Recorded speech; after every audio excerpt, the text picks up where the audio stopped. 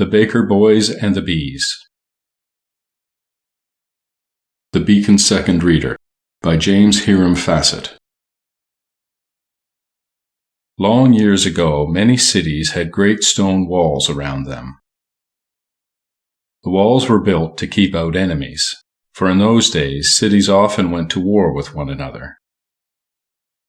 The city of Andernach had around it one of these great walls. There was only one gateway into the city, and this gateway was guarded by strong iron doors.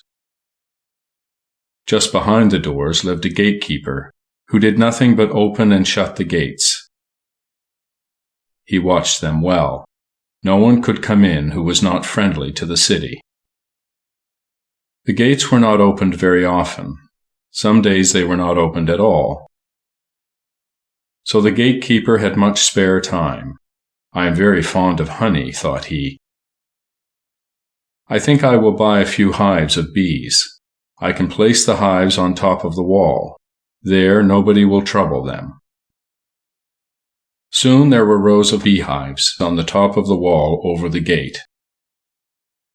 It happened that, not far away, there was another walled city named Linz. The people of Linz were the enemies of the people of Andernach. They were always watching each other and fought when they could get a chance. Now the people of Linz planned to attack and capture the city of Andernach. They called their wisest men together to see how the attack should be made. Many plans were talked over. At length an old man said, "Men of Linz, you know that the men of Andernach are lazy. They like to lie late in their beds. If we attack the city at sunrise, we shall capture it before they can get their eyes open." This plan seemed wise to the people of Linz, and an army was soon ready to march against the city of Andernach. One dark night the army crept softly toward the walls of the sleeping city. The only people who rose early in Andernach were the bakers. They had to have fresh bread ready for breakfast. After their work was done, the bakers used to have a morning nap, but the baker boys had to stay awake and watch the loaves of bread.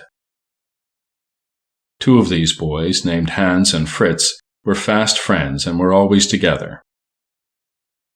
One morning, just at sunrise, Hans said to Fritz, "Let us creep upon the wall over the gatekeeper's house. I think we can find some honey.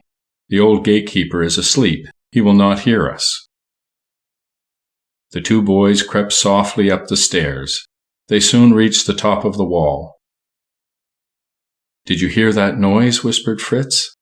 "Yes, it must be the old gatekeeper," said Hans in a low voice. "No, it seems to come from over the wall," said Fritz. The two boys crawled to the edge of the wall and carefully looked over. There stood the army of Linz. A ladder was placed against the wall. The soldiers would soon mount over the gate into the city. What was to be done? There was no time to wake the people. What could two boys do against an army? In an instant, Fritz thought of the beehives. The bees were awake if the people were not. Each boy seized a hive and bore it carefully to the edge of the wall. Then, with a strong push, down tumbled hives, honey, and bees upon the heads of the enemy. Such buzzing, such stinging, such shouting as arose. The boys ran down the stairs to the city hall. The old bell ringer was aroused by the cries. Soon the wild clang of the bell awoke the people of Andernach. Armed men ran to the city gate, but the bees had done their work well. There was no need for soldiers. The army of Linz was running away. Over the great gate the people of Andernach placed a statue of the two baker boys, whose quick wit had saved the city.